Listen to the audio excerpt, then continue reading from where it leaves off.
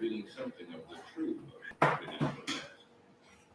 The three categories of the most important cues to observe and identify are dislike, like, dominance, submission, and perception. Dislike, like cues. Imagine the following scenario. Someone in a group dislikes you, whether out of envy or distrust. But in the group environment, they cannot express this overtly or they will look bad. Not a team player. And so they smile at you, engage you in conversation, and even seem to support your idea. At times, you might feel something is not quite right, but the signs are subtle, and you forget them a little pay attention to the front they present.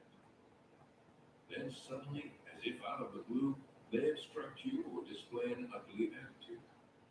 The mask has come off. The price you pay is not only difficulties in your work or personal life, but also the emotional toll, which can have a lingering effect. Understand, people's hostile or resistant actions never come out of the blue. There are always signs before they take any action. It is too much of a strain for them to completely suppress such strong emotions. The problem is not only that we are not paying attention, but also that we inherently do not like the thought of conflict or disagreement. We prefer to avoid thinking about it and to assume that people are on our side, or at least neutral. Most often, we feel something is not quite right with the other person, but ignore the feeling. We must learn to trust such intuitive responses and to look for those signs that should trigger a closer examination of the evidence. People give out clear indications in their body language of active dislike or hostility. These include the sudden squinting of the eyes at something you have said, the glare, the pursing of the lips until they nearly disappear, the stiff neck, the torso or feet that turn away from you while you are still in. These include the sudden squinting of the eyes at something you have said, the glare, the pursing of the lips until they nearly disappear, the stiff neck, the torso or feet that turn away from you while you are still engaged in a conversation, the folding of the arms as you try to make a point, and an overall tenseness in the body. The problem is that you will not usually see such signs unless a person's displeasure has become too strong to conceal at all. Instead, you must train yourself to look for the micro expressions and the other more subtle signs that people give up. The microexpression is a recent discovery among psychologists who have been able to document its existence through film. It lasts less than a second. There are two varieties of this. The first comes when people are aware of a negative feeling and try to suppress it, but it leaks out in a fraction of a second. The other comes when we are unaware of their hostility and yet it shows itself in quick flashes on the face or in the body. These expressions will be a momentary glare, tensing of the facial muscles, pursing of the lips, the beginnings of a frown or a sneer or look of contempt, with the eyes looking down. Aware of this phenomenon, we can look for these expressions. You'll be surprised at how often they occur because it is nearly impossible to completely control the facial muscles and repress the signs in time.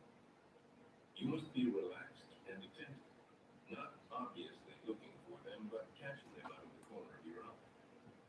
Once you begin to notice such expressions, you will find it easier to catch them. Equally eloquent are those signs that are subtle but can last for several seconds, revealing tension and coldness. For instance, when you first approach someone who harbors negative thoughts toward you, if you surprise them by coming up on them from an angle, you will clearly see signs of displeasure at your approach before they've had time to fit on their affable mask. They are not so happy to see you, and it shows for a second or two. Or you are expressing a strong opinion, and their eyes begin to roll, which they try to quickly cover up with a smile. Sudden silence can say a lot. You have said something that triggers a twinge of envy or dislike, and they cannot help but lapse into silence and brood. They may try to hide this with a smile as they inwardly fume. As opposed to simple shyness or having nothing to say, you will detect definite signs of irritation. In this case, it is best to notice this a few times before coming to any conclusions. People will often give themselves away with the mixed signal, a positive comment to distract you, but some clearly negative body language. This offers them relief from the tension of always having to be pleasant. They are betting on the fact that you will tend to focus on the words and gloss over the grimace or lopsided smile. Pay attention as well to the opposite configuration. Someone says something sarcastic and pointed, directed at you, but they do this with a smile and a jokey tone of voice, as if to signal it is all in good humor. It would be impolite not to take it in this vein.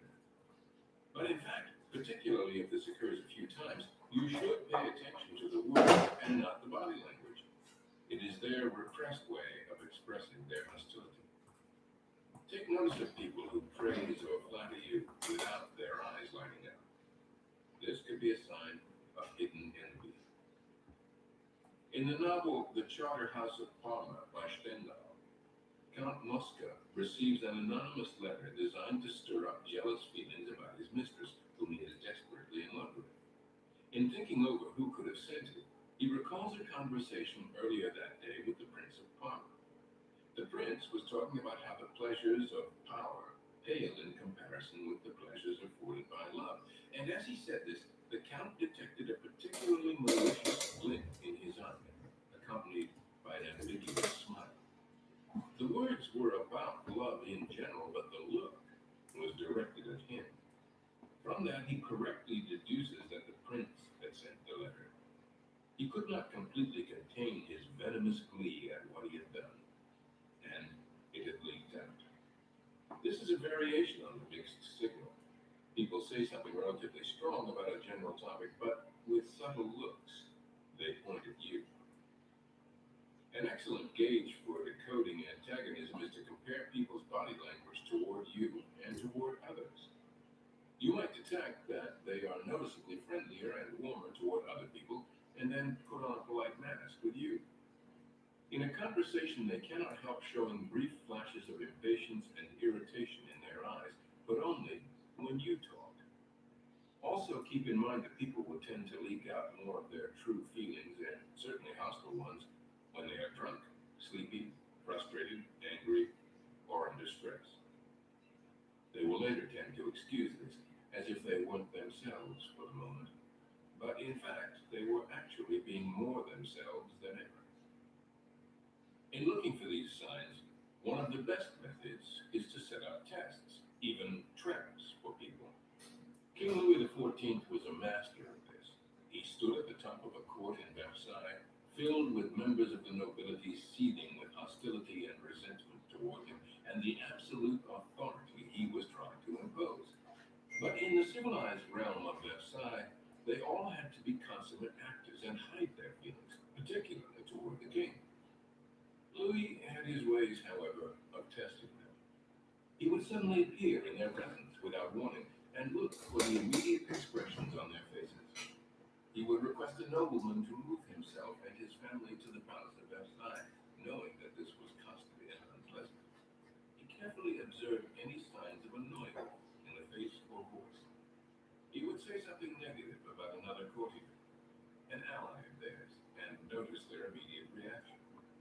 Enough signs of discomfort indicate a secret hostility. If you suspect someone of feeling envy, talk about the latest good news for you without appearing to brag. Look for micro expressions of disappointment on their face.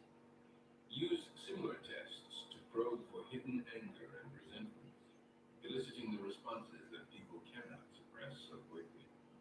In general, people will want to see more of you, want to see less of you, or be rather indifferent. They may fluctuate among the three states, but they will tend to veer toward one.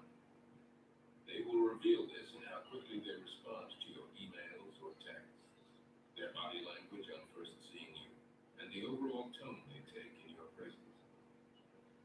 The value in detecting possible hostility or negative feelings early on is that it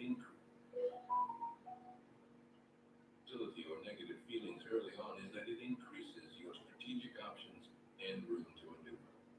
You can lay a trap for people, intentionally stirring their hostility and goading them into some aggressive action that will embarrass them in the long run. Or you can work doubly hard to neutralize their dislike of you and even win them over through a charm offensive. Or you can simply create distance, not hiring them, firing them, refusing to interact with them. In the end, you will make your path much smoother by avoiding surprise battles and acts of sabotage. On the other side of the coin, we generally have less of an Another day, another life hack, bitch. Okay,